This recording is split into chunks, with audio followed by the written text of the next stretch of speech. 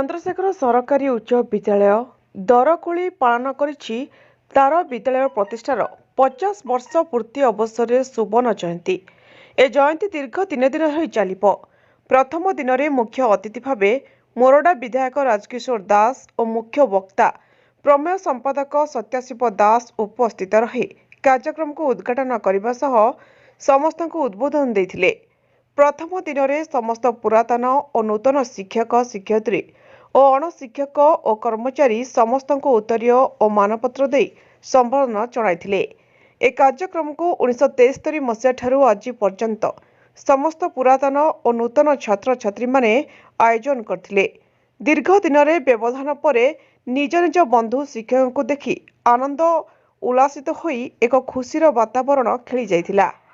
ସନ୍ଧ୍ୟାରେ comedy king Pappu ପମ୍ପମଙ୍କ କମେଡିରେ ସମସ୍ତେ ଝୁମିଥିଲେ। ବାଲେଶ୍ୱର ଜିଲ୍ଲାରୁ ମାନସ ରଞ୍ଜନ ବେହେରାଙ୍କ ରିପୋର୍ଟ, ଜ୍ୟୋତିପ୍ରଭା ନ୍ୟୁଜ୍।